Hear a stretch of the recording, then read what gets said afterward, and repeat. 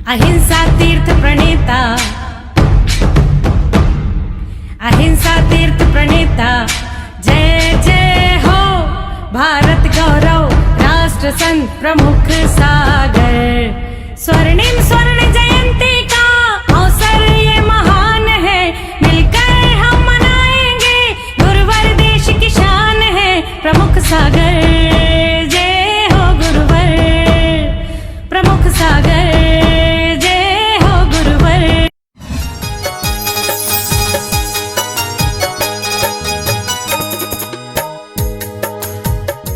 किंचन धर्म और उत्तम अकिंचन धर्म हमें सुबह से ही बोल रहा है कि किंचित भी हमारा नहीं, कुछ भी हमारा नहीं है।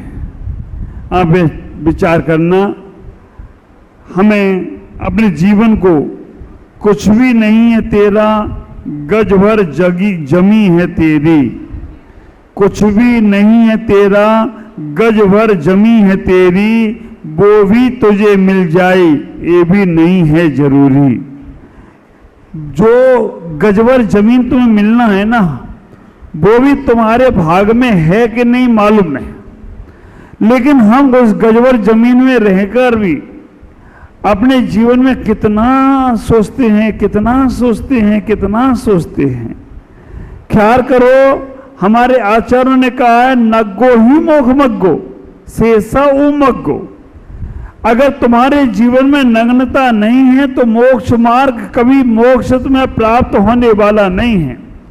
तीर्थंकर भगवान भी घर में रहते हैं तो वो पूज्यता को प्राप्त नहीं होते, लेकिन जब घर छोड़कर एक सामान्य सा व्यक्ति भी मुनि बन जाता है तो वो मोक्ष मार्ग का अधिकारी हो जाता है।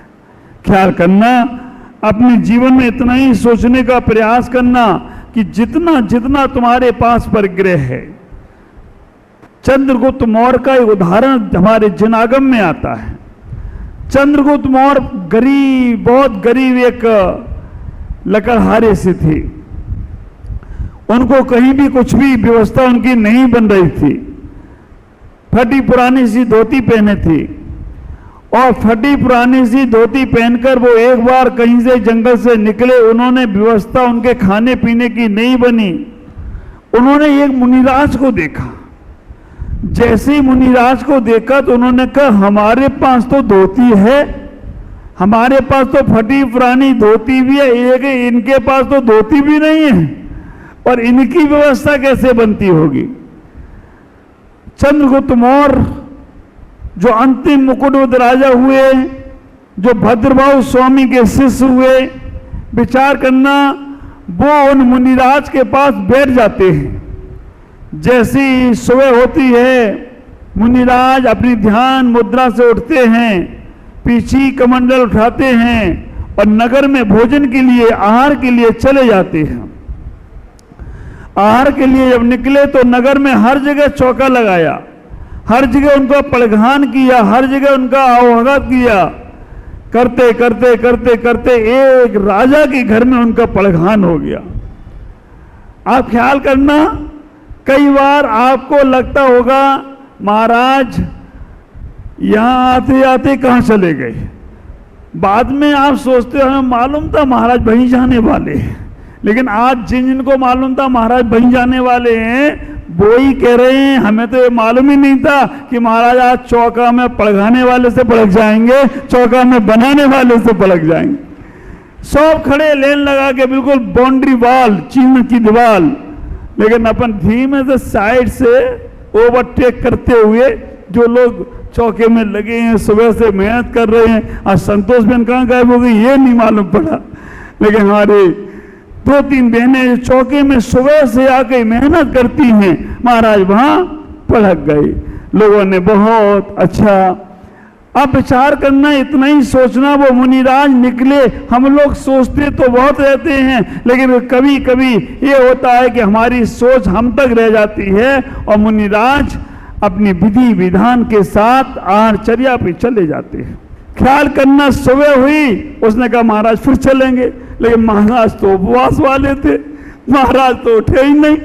महाराज बैठे रहे, उसने कहा यार धूप आ गई, पेट में चूहे कूद रहे हैं, महाराज उठते ही नहीं है, महाराज उठते ही नहीं है।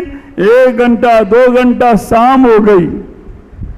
उसने कहा यार अब क्या करें, चलो जो बात कोई बात नहीं, कल सुबह देखेंगे। कल सुबह फिर हुआ ही नहीं, महाराज उठे ही नहीं, महाराज वैसे ही बैठे रहे। 2 दिन उन्होंने कहा यार ये तो मामला गड़बड़ है। उन्होंने कहा बाबा तो बैठे रहने दो। उसने अपने कपड़े उतारे और महाराज का पीछे का मंडल लिया और चला आहार करने के लिए। वैसे ही जैसे नकल आप लोग कर देते ना बच्चों को, बेटा महाराज पढ़ो कैसे पढ़ोगे, वो भी ऐसे रख लिया, पीछे का मंडल लिया, चल दिया। अब उसने भी, उसको भी लोगों ने कहा कि इतनी जल्दी ब्रह्मचारी की दीक्षा भी हो गई, कल तक तो ब्रह्मचारी थे आज दीक्षा हो गई। नहीं महाराज को ज्यादा पढ़ाते, नहीं महाराज की ज्यादा इज्जत होती है। अब लोग बहुत पढ़ गए लेकिन वो भी कम नहीं।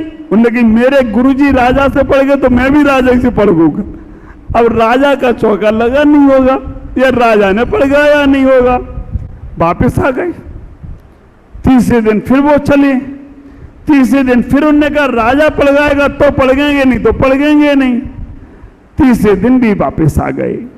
विचार करना, ये जीवन की एक जनागम की सत्य घटना है।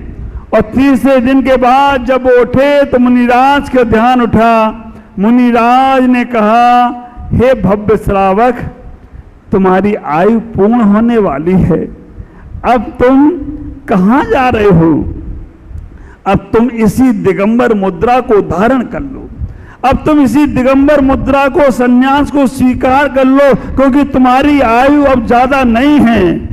तो विचार करना, जब उनने आयु मुनि दीक्षा धारण की और उनका समाधि मरण हुआ तो वो चंद्रगुप्त मौर्य बन गए हों तो कोई आश्चर्य की बात नहीं होगी। अंतिम मुकुटवद राजा, कहने का तात्पर्य नकल में भी कभी व्यक्ति असल में पहुंच जाता है। अच्छे काम की नकल भी तुम्हारे असल में पहुंचाने में कारण बनती है, और बुरे काम की नकल क्या, बुरे काम का विचार भी तुम्हारा पतन करा दे तो कोई आश्चर्य नहीं होगा। इतना ही विचार करना। वो मुकुटवद राजा बन गए। अंतिम मुकुटवद राजा भद्रभाव स्वामी की सेवा की, जिन्होंने गुरु भक्ति का सच्चा प्रमाण अगर कहीं मिलता है ना, भद्रभाव स्वामी की सेवा करने वाला मुकुटवद राजा। और आश्चर्य तो आपको तब होगा जब उनकी सेवा करने के लिए वो वहां रहते थे। उस चंद्रगिरी बिंदगिरी पर्वत पर उनकी गुफा बनी है। बिंदगिरी पर्वत पर वहां जैन श्रावक नहीं, लेकिन जब वो हमारे चंद्रगुप्त मुनिराज आहार के लिए निकलते थे, पूरा नगर उन्हें प्रधान करता था, आहार करके आते थे। और जब 12,000 शिष्य वहां पहुंचे, अपने गुरु से मिलने, भद्रभाव स्वामी से मिलने पहुंचे, उन्होंने कहा कि भाई आहारचर्या कहाँ होगी? उन्होंने कहा पहला पास में ही एक जैन नगर है, आज भी वो है। आप देखेंगे जब गोमटेश्वर बाहुबली जाते हैं तो भगवान बाहुबली की मूर्ति है, वो चंद्रगिरी पर्वत पर है। उसके सामने जो पर्वत है उसे बिंदगिरी बोलते हैं। बाहुबली मूर्ति के पहले का वो पर्वत है, क्योंकि नेमीचंद सिद्धांत चक्रवर्ती उसी पर्वत पर साधना कर रहे थे। तब वहां पर चामुंड राय निकले और चामुंड राय ने कहा मेरी मां की इच्छा है कि भगवान बाहुबली के दर्शन करना। आचार्य चक्रवर्ती शांति नेमीचंद सिद्धांत चक्रवर्ती सामने ही तो बाहुबली दिख रहे हैं। उन्होंने कहा नहीं दिख रहे हैं। उन्होंने कहा सोने का तीर चलाओ, जहां लग जाए बस वहीं बाहुबली तर प्रकट होगी। और वो तीर उसी पर्वत से चलाया और सामने जब पर्वत दिखा, ख्याल करना संसार की सारी मूर्तियां नीचे से गढ़ी जाती हैं, बाहुबली की पहली मूर्ति है जो ऊपर से नीचे की ओर बनती हुई आई हो तो कोई आश्चर्य की बात। पहली मूर्ति जिसकी परछाई नहीं पड़ती, जिसके ऊपर कभी पक्षी नहीं बैठता। विचार करना, जिसकी मूर्ति पूरी सर्वांग नहीं है, छोटा सा एक अंग कम है। उंगली देखना, आप कभी जाओ, बाहुबली तो सबने देखे होंगे, कभी उनकी उंगलियों पर दृष्टि डालना एक उंगली उनकी छोटी है, एक उंगली बड़ी है, एक छोटी है, क्योंकि नजर ना लग जाए, इसलिए वो मूर्ति की एक उंगली छोटी बना दी। पूरी बाहुबली की मूर्ति को देखना है तो वहीं नीचे एक कुंड है, उस कुंड में देखना, वहां पर पूरी मूर्ति के दर्शन हो जाएंगे। ख्याल करना, कभी जाओ तो पुजारी जहां पर होता है ना, पुजारी से कहना इस कुंड में हमें पूरी मूर्ति के चेहरा भी दिखेगा। वो कुंड में देख देख कर उस मूर्ति का चेहरा आचार्य नेमिचंद सिद्धांत चक्रवर्ती ने सही कराया। ख्याल करना, 12,000 मुनिराज, जब 12,000 साधु पहुंचे, आहार किया, एक छुल्लक जी का कमंडल रह गया। उन्होंने कहा कि भाई छुल्लक जी का कमंडल, उन्होंने कहा बगल में नगर है वहां पर ही रह गया। जब वहां जाकर देखा, ना कोई नगर, ना कोई श्रावक और कोई भी नहीं, वहां पर कमंडल पेड़ पे लटका था। जो लेने गया वो तो भाग आया छोड़ छाड़ के, उसने कहा ये तो पता नहीं कमंडल लटका है और यहाँ कोई है ही नहीं। लेकिन जब वो बाद में पूछा भद्रबाहु स्वामी से ये क्या हुआ, तब उन्होंने कहा चंद्रगुप्त मौर्य, चंद्रगुप्त की मुनि भक्ति से देवताओं ने आकर नगर बसाया और देवताओं ने ही आर दिया है। ये देवताओं के द्वारा बसाया हुआ नगर था और देवता गए, आर हो गया तो देवता चले गए। ख्याल करना, आज भी उस नगर का नाम है जैना नगर। जब आप बाहुबली गोमटे से जाएंगे तो विंध्यगिरि पर्वत के पीछे जो चैतालय है जैना नगर, लेकिन देवता मुनिराज को आहार दे नहीं सकते। देवता लोग मुनिराज को आहार नहीं दे सकते। छाया समय दृष्टि सौद्रम इंद्र भी नहीं दे सकता। क्यों? क्योंकि उनके कंठ में अमृत झलकता है, उनके कंठ में वो अपने आप अमृत झलक, इसका उन्हें प्रायश्चित मिला। लेकिन बात ख्याल करना, हमारे जिनागम में ऐसे ऐसे कथानक आए जिन्होंने अपने जीवन को संपूर्ण रूप से परमात्मा के तत्व के चर्चा में सौंप दिया, उनका जीवन निहाल हो गया। आज हमारे निर्मल जी ने दोपहर में पूछ लिया, हे भगवान, श्रावकों का तो नियम होता नहीं अकिंचन धर्म, मुनिराजों का धर्म है, फिर श्रावक कैसे पालन करेगा? मूल गुण तो आचारों का है। ख्याल करना, आचारों का मूल गुण है, लेकिन फिर भी श्रावक कैसे पालन करे? श्रावक अनासक्त योगी बने, घर को तपोवन बनाओ, अपने आप को तपस्वी बनाओ, अनासक्त योगी। जैसे ही तुम अनासक्त योगी बनोगे, आसक्त मत होइएगा। सुबह भी मैंने बोला था, कर्ता बुद्धि, संबंध बुद्धि, पर्याय बुद्धि से रहित हो गए तो आकिंचन धर्म आएगा।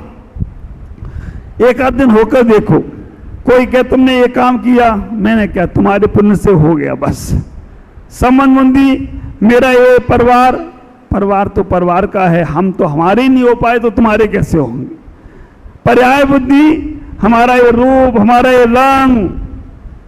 ख्याल करना, तुम्हारी ये मिथ्या धारणा अनादिकाल से चली आ रही। अभी मैं आपसे पूछूं, आप स्त्री हैं या पुरुष?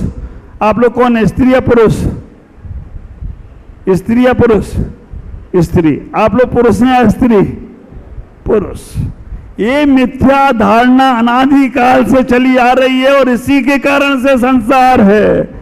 ना तुम स्त्री हो ना तुम पुरुष हो, ये शरीर स्त्री और पुरुष है, तुम तो आत्मा हो और आत्मा जानोगे तो आत्मा को पा जाओ तो कोई आश्चर्य की बात हो।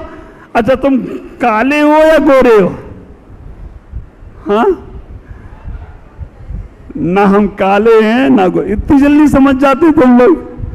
आप विचार करके रखना, इतनी जल्दी तुम्हारे अंदर परिवर्तन आ गया। अच्छा, नाम क्या है तुम्हारा? चेतना राम हमारा नाम है। लेकिन अगर तुम्हारा नाम चेतन राम है और अगर यहाँ माइक पे ना बोला जाए, फिर जब तक तुम्हारा नाम माइक पे नहीं बोला गया और तुम्हारे अंदर खेद खिन्नता आ रही है, समझ गए रखना तुम अभी पुद्गल में ही जी रहे हो। पुद्गल ही तुम्हारा अंग बन चुका है, क्योंकि नाम पुद्गल का है। आप विचार करना, मेरे गुरुदेव के पास एक ऐसा प्रसंग आया, आचार्य विद्यासागर जी के संग में थे, वो क्षुल्लक थी। आचार्य श्री जब जयपुर में पहुंचे तो आचार्य श्री के साथ में 2-3-4 साधु थे, एक नियम सागर, योग सागर, समय सागर, 3, और इसके अलावा चौथे हमारे आचार्य श्री क्षुल्लक। चारों क्षुल्लक की अवस्था में थे। जयपुर पहुंचे, बहुत सारे चौके लगे, सब लोग पढ़ के, एक चौका हमें आचार्य श्री का पलगना हुआ। उसने घर नया बनाया और नया घर बनाने के बाद आचार्य श्री का हार हुआ तो आचार्य श्री से बोला, महाराज अब आचार्य श्री तो आए नहीं, आचार्य श्री विद्यासागर जी का पड़घान करना ही बहुत बड़ा पुण्य है, वो तो नहीं आए, आप पड़क गए, महाराज मेरे इस मकान का नाम रख दो। आचार्य श्री ने कहा, मैं नहीं, गुरुजी आए उन्हीं से रखवाना। नहीं नहीं महाराज आप रख दो। उन्होंने कहा, देखो भाई मैं रखूंगा तो तुम कुछ कहोगे तो नहीं? नहीं नहीं महाराज आप जो नाम रखोगे वही रखवा दो। आचार्य श्री ने कहा, ठीक है, अब इस घर का नाम तुम रख दो मरघट। क्या रख दो? मरघट। तो आदमी बोला, महाराज इतना शुद्ध भोजन कराया, सुबह से बनाया, इतना अच्छा भोजन, और आप इतने अपशब्द निकाल रहे हो, इतने खराब शब्द निकाल रहे हो। मरघट आप समझते हो कि नहीं? मरघट का नए नए साधु बन गए हो इसीलिए मरघट नजर आ रहा है। आचार्य जी ने कहा, मैंने कहा था ना तुम मेरा न बोला नाम रखोगे नहीं। उन्होंने कहा कि महाराज चलो मैं रख लूंगा, लेकिन ये बताओ मरघट कैसे है? आचार्य जी ने समझाया, आप विचार करके रखना, आज तक वो आदमी कोई भी जाके मरघट में नहीं मरा। जहां मरता है वहीं तो उसी का नाम तो मरघट है। जहां जाए प्राण घट घट, उसका नाम, अब आप ही बोल रहे हो, आप विचार करके रखना, जहां जाए प्राण घट घट, उसका नाम मरघट। शमशान में तो फूका जाता है, तुम शमशान को मरघट कहते हो। विचार करके रखना, इतना ही सोचना, तुमने अपने लिए कितने अच्छे अच्छे मरघट तैयार कर रखे हैं। कोई का 50 लाख का, कोई का 5 करोड़ का, कोई का 1 करोड़, ये सब बाहर का बाहर रह जाएगा जिस दिन तुम्हें अपनी आत्मा में निवास करना आ गया ना। ये तो धर्मशाला है। आचार्य पूज्यपाद स्वामी कहते हैं, दिग्देशेभ्यः खगा एत संबसंति नगे नगे। आज तुम बस रहे हो, कल तुम्हारे और कोई बसेंगे, तुम चले जाओगे। उसी घर में तुम्हारे पूर्वज भी रहे हैं, उसी घर में तुम्हारे बच्चे भी रहेंगे, उसी घर में वो तुम्हारा हो कैसे सकता है? विचार करना, जीवन को इतना ही सोचना, अनासक्त योगी बनो, भरत चक्रवर्ती की तरह घर में जीवन जियो। बहुत सारे ऊंच नीच आएंगे, बहुत सारे सुख दुख के संबंध आएंगे, बहुत सारे उठापटक होंगे, लेकिन उन सब में ममत्व भाव मत रखना, अपनत्व भाव मत रखना, समत्व भाव रखना। ममत्व भाव और अपनत्व भाव में दुख है, समत्व भाव में सुखी सुख है। ख्याल करना, अटैचमेंट होता है ना तो दुख होता है। एक सेठ जी का मकान जल रहा था, सेठ जी बड़े दुखी। बेटे ने कहा, पिताजी चिंता मत करो, ये मकान तो बेच दिया मैंने। और जैसे ही पिता को मालूम पड़ा ये मकान बेच दिया, सेठ जी का दुख सुख में बदल गया।